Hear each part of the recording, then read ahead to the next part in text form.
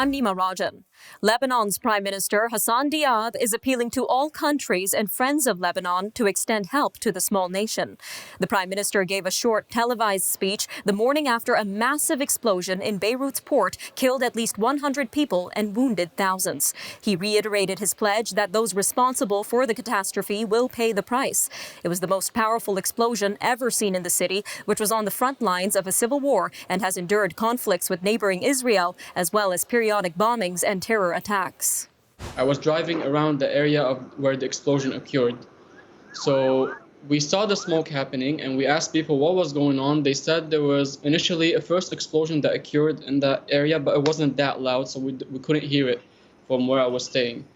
Suddenly, I lost my, I couldn't hear anymore. So I saw something flash and I couldn't hear anymore. I looked at the taxi driver. I wanted to make sure that he was having the same experiencing the same thing as me, so I knew that there isn't something wrong with me. And then suddenly we heard a very loud explosion. The glass shattered all over the car, the cars around us, the buildings, all the glass just went down. It was raining glass all over the city of Beirut. Yesterday's blast was felt as far away as Cyprus, more than 200 kilometers across the Mediterranean. Experts and video footage suggest that fireworks and ammonium nitrate stored at the docks were the fuel that ignited the massive explosion on Tuesday. Well, meanwhile, Global Affairs Canada says it is closely monitoring the tragic situation in Beirut. The federal government says there are nearly 11,000 Canadians in Lebanon who are registered in the Registration of Canadians Abroad database, though the voluntary database doesn't give the complete picture of how many Canadians are in the country.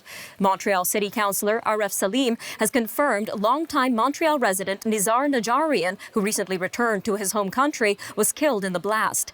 Defense Minister Harjit Sajjan says a member of the Canadian forces suffered non-life-threatening injuries. Prime Minister Justin Trudeau said that Canada is ready to help in any way needed. Well, a new poll suggests that nearly half of Canadians would support an election if Prime Minister Justin Trudeau is found to have broken the Conflict of Interest Act again. The survey by Leger and the Association for Canadian Studies also suggests that the We controversy has taken a bite out of Trudeau's popularity, as well as that of the federal Liberal Party, putting the Conservatives within striking distance of victory. The poll comes as the Federal Ethics Commissioner is investigating Trudeau over an alleged conflict of interest in retaliation to the government's decision to have the We charity run a $912 million student volunteer program. The online poll of over 1,500 Canadians over the age of 18 took place July 31st to August 2nd and cannot be given a margin of error because it is not a random sample.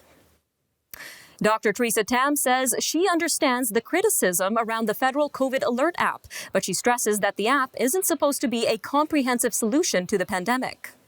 Just to sort of look at it from a public health perspective, you're right in that there could be people who don't have access to phones, who don't have a latest phone, who may not be able to use this. But I still think that it is as many people who can download it and use it as possible will make the app more successful. The COVID-19 contact tracing app released last week works only on phones released in the last 5 years or so because it needs a relatively recent operating system.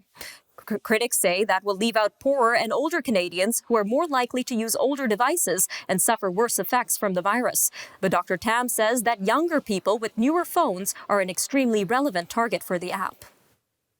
Moving to Newfoundland and Labrador, where a challenge to the provincial COVID-19 travel ban is underway in the province's Supreme Court. Halifax resident Kim Taylor and the Canadian Civil Liberties Association filed a claim in May, arguing that the restrictions violate the Charter and fall outside of provincial jurisdiction. Lawyers presented legal arguments yesterday on whether the association should have standing to challenge the police powers when no individual has yet been subjected to them. Ms. Taylor was denied the opportunity to travel to Newfoundland after her mother died suddenly. In Alberta, the province is consolidating all remaining municipal-run emergency medical service dispatch call sites in a move that it says will save $6 million and improve patient care. The change will affect EMS 911 dispatch services in Calgary, Lethbridge, Red Deer, and the regional municipality of Wood Buffalo. Alberta Health Services has been running a dispatch system for the rest of the province since 2009. It says the consolidation will allow the EMS system to send the nearest available ambulance to a patient regardless of geographic boundaries. Well, don't go anywhere. After the break, how the charity sector is feeling about the Liberal government's We Charity controversy.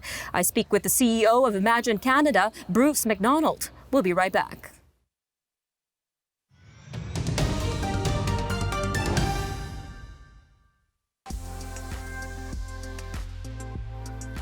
I think the most important thing is just educating yourself and listening to other people's opinions. I think even if you have your own strong opinions, I think it's so important to listen to other people's.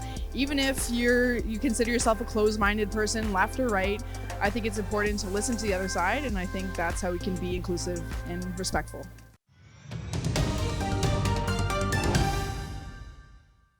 The ongoing We Charity controversy isn't only negatively impacting the Liberal government, but the charity sector as a whole.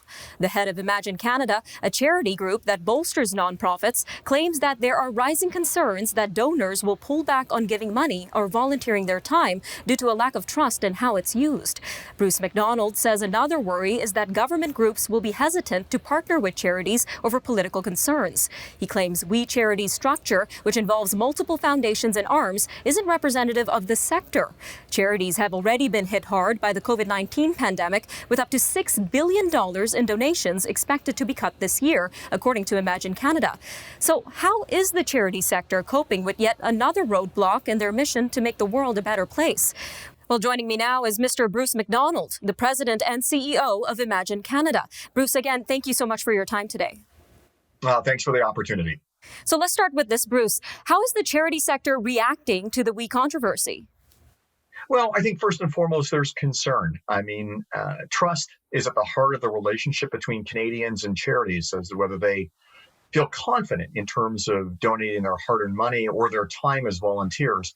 And with sort of sustained, almost unrelenting media coverage that has been obviously less than flattering, it's important that people understand contextually that this sector is doing a lot of great work, but organizations are concerned about whether there'll be an erosion in trust, which may affect their ability to attract volunteers and raise money. Now, you also mentioned that the We Charities complex structure is not representative of the charity sector. Can you tell us why is that? And can you tell us a little bit more about how charities are usually structured? Well, first and foremost, most charities in this country are very small. I mean, out of the 86,000 registered charities, over half don't have any staff, and most have fewer than 5 staff. So having additional entities or corporate structures is not the norm. For the most part, it's a registered charity that organizations and do the work and that people relate with. It's only when you start to get into different streams of revenue and things like that that you're required to set up additional entities or structures. For the most part, it's pretty simple. And why do you think We Charity structured their organization this way? Well, I can't really speak to why they chose the number or the nature of them. But in Canada, as you think about organizations not just fundraising but earning money, if the way they earn money is not directly related to their charitable purpose, they are required to actually set up different structures. And so there are, earned income's been around for a long time in Canada. And I think it's important that Canadians understand that at times, charities actually do need to set up some of these other entities in order to try and generate new streams of revenue. And do you have an estimate on how bad this controversy will set back the charity sector? I know you said $6 billion in donations are going to be lost due to the COVID-19 pandemic itself. Well, our chief economist has really indicated that he thinks it could be as high as $15.6 billion in lost revenues with a sustained pandemic, physical distancing, and weakened economy. We don't really have a sense as to what this particular issue might be doing. That's kind of real-time data that we just simply don't have access to. But I think the concern, sort of at a macro level, is that charities are going to struggle heading into the fall. And if they do, that means there won't be services there that Canadians need. Mm-hmm. Now, you also mentioned that their government ties might also be affected. I know that Ontario's government recently severed ties with the We Charity. Have you seen any other government partnerships being affected? Not yet. I mean, we deal mainly at the federal government level. And I think one of our concerns is that, again, if there has been just kind of a negative overtone to the dialogue in working with charities, that whether it's additional funding for operating charities, whether it's new measures on public policy and evolving and reforming the operating environment in which charities and nonprofits operate inside of, that it might be more challenging for government to take those measures and move forward. And so we're just hopeful that the long-standing trust and understanding of the good work that's being done in communities across the country allows those initiatives to continue to move forward. Now, we've got about 15 seconds for this, but how's the charity sector going to bounce back from such a hard hit? Well, I think it's going to have to evolve and change. We know that revenues are down, events have been canceled, lots of innovations taking place, but we think that absolutely sector organizations need to adapt, evolve, and figure out how to do business in a new reality. All right. Well, Bruce McDonald, the president and CEO of Imagine Canada, thank you again for your time today. All right. Well, after the break, Hurricane Isaias moves into eastern Canada. Stay tuned. We'll be right back.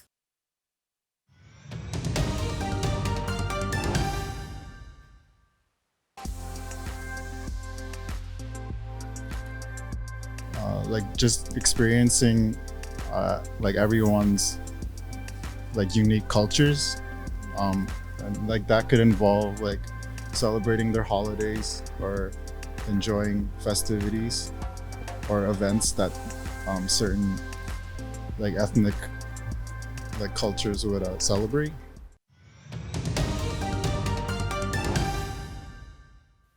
Packages of mysterious seeds that have been making unsolicited appearances in mailboxes across North America are drawing attention to an online review scam known as brushing. Online sellers will send unsolicited packages to customers and then write fake, glowing reviews for products. Experts say the scheme may seem harmless, but could signal a more serious identity fraud problem. The Canadian Food Inspection Agency warned gardeners last week not to plant any seeds that they received in the mail without ordering, warning that they could be harmful to the environment. Good news for the East Coast. There are no new cases of COVID-19 reported in the 4 Atlantic provinces. As of yesterday, 2 cases remain active in Nova Scotia, along with 3 in Newfoundland and Labrador. Meanwhile, PEI's Chief Public Health Officer says her province won't make a final decision on adopting the federal government's COVID-19 contact tracing app until data is available from Ontario, where it's already been launched. A new study suggests Canadians will face a potentially explosive increase in mental illness for years after the COVID-19 pandemic is finally over, and women will be hit hardest. The Deloitte study estimates that over the long term, visits to emergency rooms for stress and anxiety-related disorders will increase by 1 to 3% from pre-pandemic rates. The study estimates a whopping 54 to 163% increase in doctors' visits for mental health issues. Well, last week, Canada launched the COVID Alert app, which notifies users if they have been exposed to the COVID-19 virus. The green light from the federal government comes after the app received scrutiny from privacy advocates regarding its safety. The Office of the Privacy Commissioner of Canada claims that it is satisfied with the application's design, saying that the app meets all the privacy principles outlined in a recent provincial territorial commitment to safeguard Canadians' rights. Over 1.1 million Canadians have downloaded the app. But how safe is it really? And can it truly make a difference in contact tracing? Well, joining us now is Vic Anand, the Director of Partnerships at App Studio, an app development company. Vic, thank you for your time today. Thanks for having me. So let's start with this. Have you tested the app? I certainly have. So I did install the app on the day it was launched. There was a text message sent out by the service provider. And also being in the app development business, we're always curious about what new apps are on in the market. And what do you think about it in terms of design, its usability, and its safety? I think, Nima, it's a great design. It's very clean. It's very intuitive. Just the way the app has been set up, it should not take more than 30 seconds for anyone to figure out what they're trying to achieve. And I think they've nailed down the application with the requirements to the T. There's not much human interaction. You can just download the app and literally forget about it. Now, it's pretty unfortunate that this app can't be downloaded on older phone models. Is this issue easy to fix with the app itself, or would you have to create an entirely new app? It's a bit of a tricky question here, Nima, primarily because on the Android side, the app has no problems at all. It's certainly compatible with all the versions that there are on the Android application side. But on the iOS side, it doesn't really work anything below an iPhone 6s, primarily because they're not supporting anything below an iOS 13.5 edition. So I think there's no way for us to deploy the app on the older models. This is more of an issue on the iOS side. All right. Well, do you think that the government addressed all privacy concerns in terms of their rollout of this app? They certainly have. I mean, the Privacy Commissioner has given their approval for the application to be safe for all Canadians. From a technology standpoint, 100%, they've addressed all the concerns. The app does not trace your location. It's not collecting any personal information, such as your phone number, your name, or any other contact information for that matter. And also, there's no health information that's been collected either. So basically, it's lost in translation. So it's more of a PR problem than a technology problem. And what about the potential for hackers? Is that a concern, or do you think this app security system is strong enough? I think it's certainly strong enough, Nima, primarily because from an architecture standpoint, I don't think the database is logging or recording any personal identity information. So even if a hacker got in, they would have no idea or no data, essentially, to steal any information. And also, it's a fact that the Canadian government has a strong security practice. They run a lot of their programs online. I don't see any reason for people to be worried about hacking. Again, like I said, because they do not take any personal information. But I mean, we should be more worried about TikTok and other social media apps that do take your info and also monetize it. And are there any improvements that can be added to this app at all? There's always a scope of improvement when an app gets built, Nima. I mean, first and foremost, this is more of the fact that they need to improve their PR and educate more about how the app works and essentially how the people can use it for themselves. It's a very creative solution. There are no privacy concerns as such. But again, users may not understand it completely. And again, they may not even trust the government 100%. But again, with regards to having more features on the application, there can be more resources such as infographics or videos that can actually be used to educate the users. All right, some good points there, Vic. Thank you again for your time today. Thanks for having me, Nima. All right, well, after the break, details on the damage of Tropical Storm Isaias in the U.S. Stay tuned.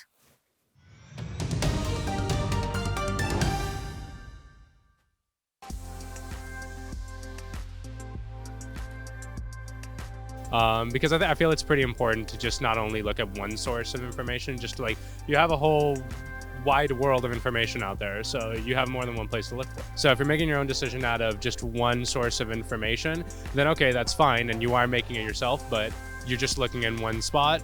So it's always good to just have the whole story before judging and saying you already have the whole story in your head.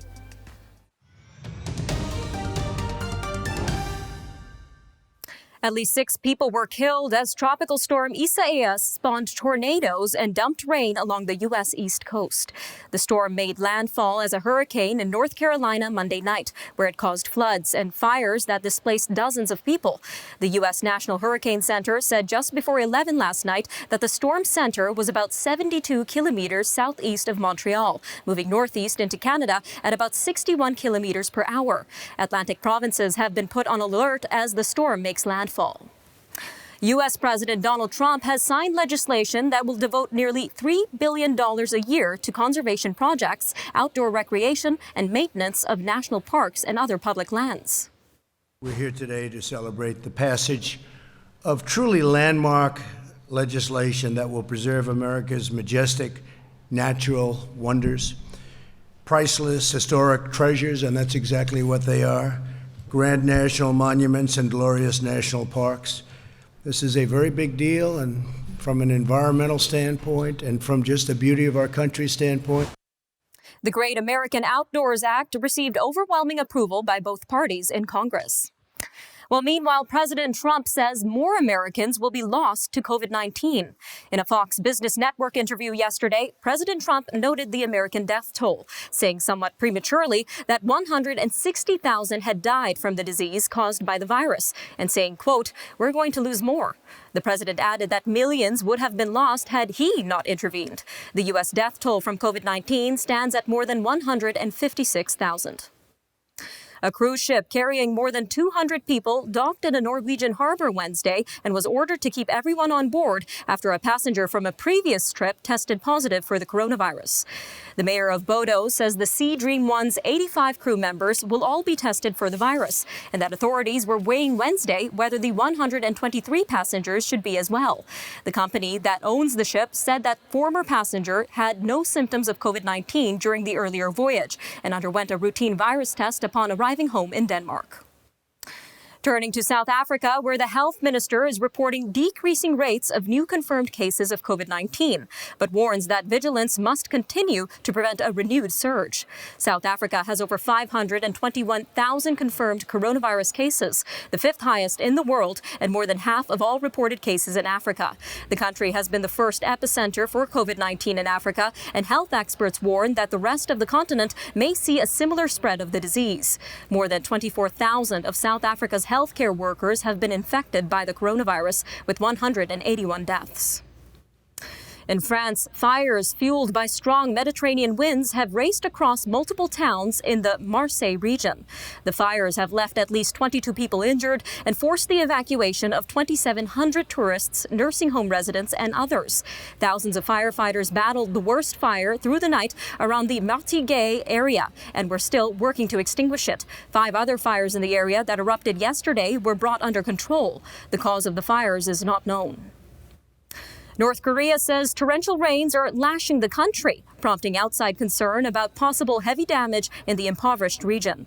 The North's official Korean Central News Agency says the heavy rains are expected to continue in most of the country until Thursday. It says authorities handling economic and agricultural affairs are taking steps to minimize damage from the downpours. The places receiving heavy rain include North and South Hwanghae provinces, a major agricultural region. North Korea often suffers heavy damage from summer rains due to poor drainage, deforestation, and dilapidated infrastructure. Egypt and Sudan have suspended talks with Ethiopia after it proposed linking a deal with its newly constructed reservoir and hydroelectric dam to a broader agreement about the Blue Nile waters that would replace a colonial-era accord with Britain. The African Union-led talks among the 3 key Nile Basin countries are trying to resolve a years-long dispute over Ethiopia's construction of the Grand Ethiopian Renaissance Dam on the Blue Nile.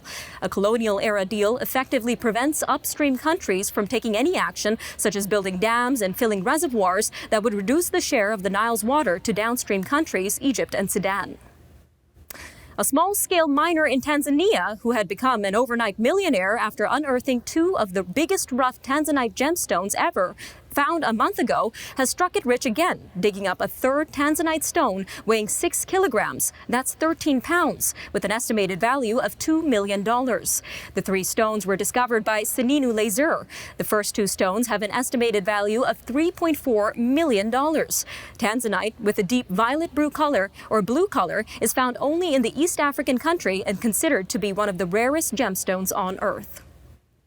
And that'll do it for your look at national and international news. Thank you for joining us today, and we'll be sure to see you again next time. Remember to take a look at some of our other programming right here on our News Forum website, and make sure to follow us on Twitter, Instagram, and Facebook. All right, we'll see you tomorrow.